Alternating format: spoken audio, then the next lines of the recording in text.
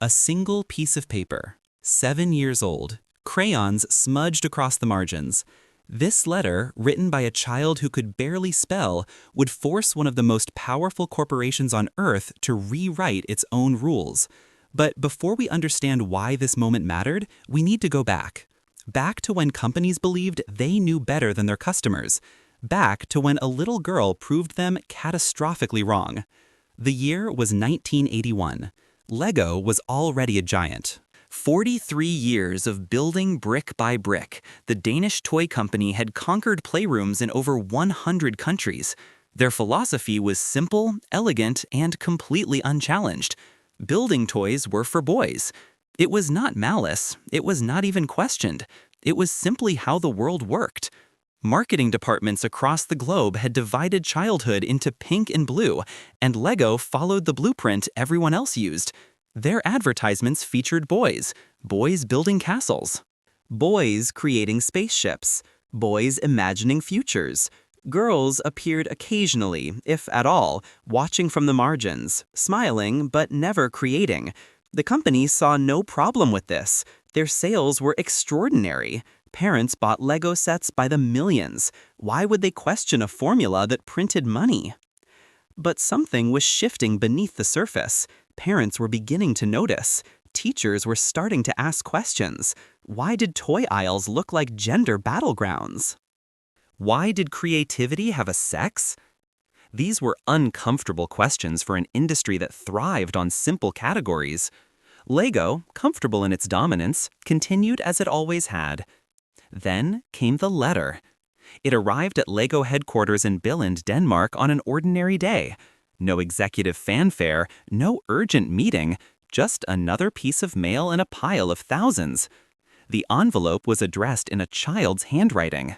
Inside, on lined paper torn from a school notebook, was a message written in uneven letters, some capitalized randomly, others barely legible. The girl's name was Rachel Giordano. She was 7 years old, she lived in Massachusetts, and she was angry. Her letter was short, devastatingly short. She wrote that she saw Lego commercials every day. Boys building, boys playing, boys having adventures. Where were the girls? She told Lego that girls could build too, that girls wanted to create too, that girls existed too. Then came the line that would echo through boardrooms for decades. All girls do is sit at home, go shopping, and go to the beach.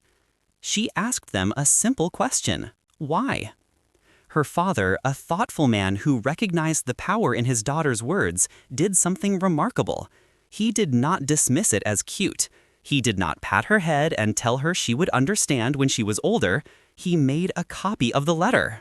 Then he sent the original to Lego and mailed the copy to a local newspaper. That second decision was the spark that lit the fuse. The newspaper published Rachel's letter.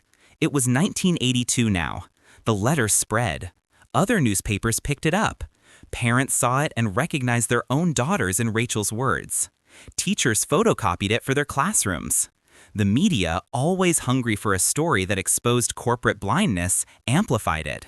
Suddenly, Lego was not just a toy company.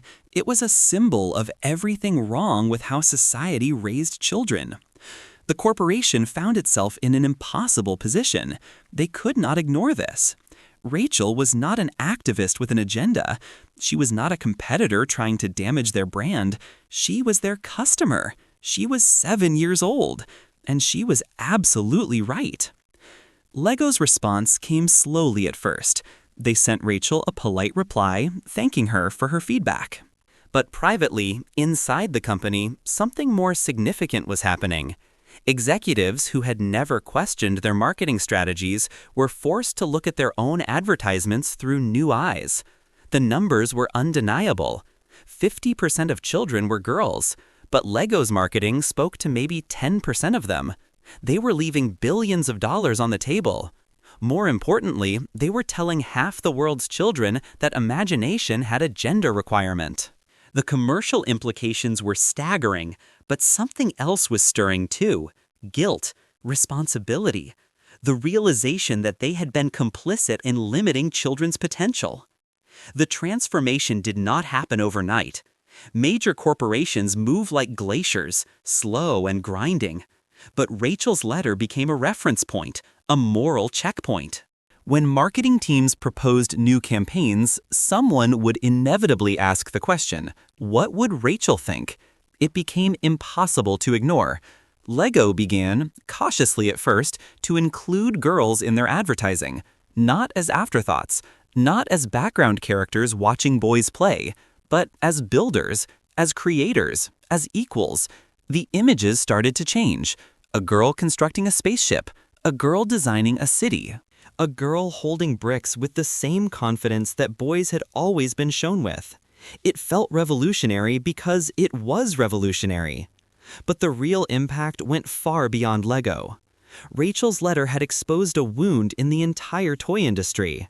Other companies watched Lego's response and realized they faced the same reckoning. If a 7-year-old could dismantle decades of marketing assumptions with a single page of notebook paper, what else were they getting wrong? The ripple effects spread through corporate America. Marketing departments across industries began reviewing their campaigns through a new lens. Were they accidentally excluding half their potential customers? Were they perpetuating stereotypes that limited children's development? Rachel's letter became a case study in business schools, a lesson in how companies become blind to their own biases. By the 2000s, Lego had transformed dramatically.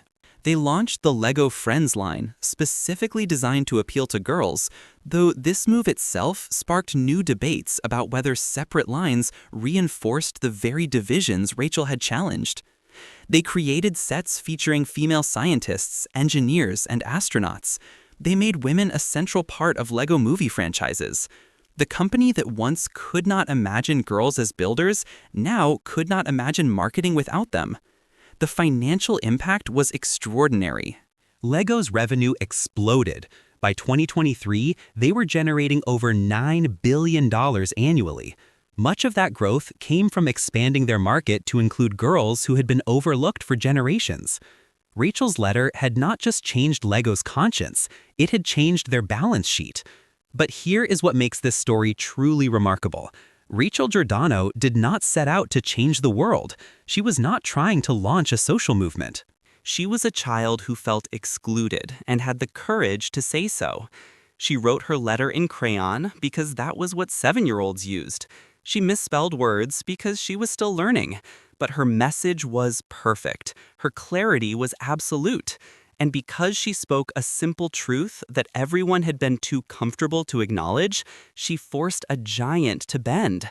Think about the mathematics of this moment. One letter, one child, one complaint. It reached the right person at the right time when society was just beginning to question gender norms. It articulated something millions of parents felt but had not voiced. It gave the media a sympathetic protagonist in a story about corporate responsibility.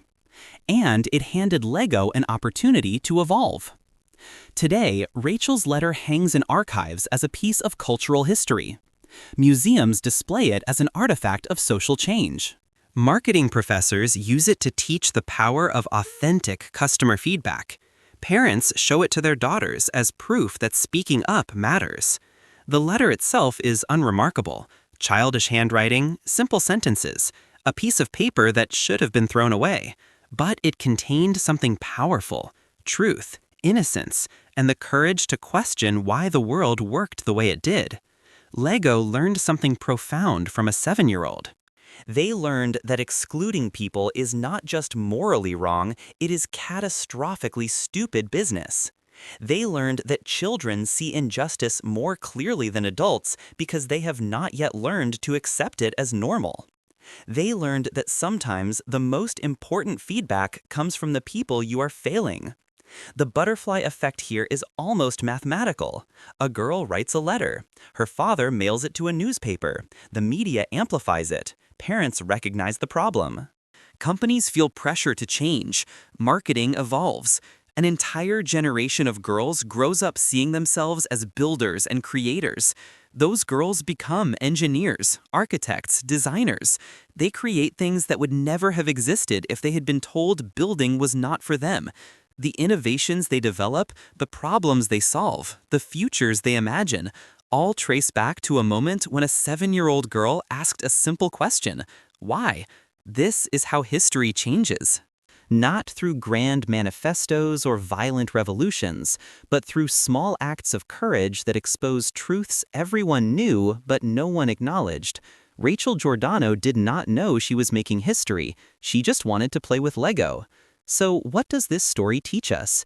It teaches us that corporations, no matter how powerful, are vulnerable to simple truths. It teaches us that children often see more clearly than adults because their vision is not yet clouded by acceptance of how things are. It teaches us that writing a letter, making a phone call, speaking up when something is wrong, these small acts have power. Most importantly, it teaches us that the butterfly effect is not just a metaphor, it is how the world actually works. A child picks up a crayon, the world shifts on its axis, everything changes.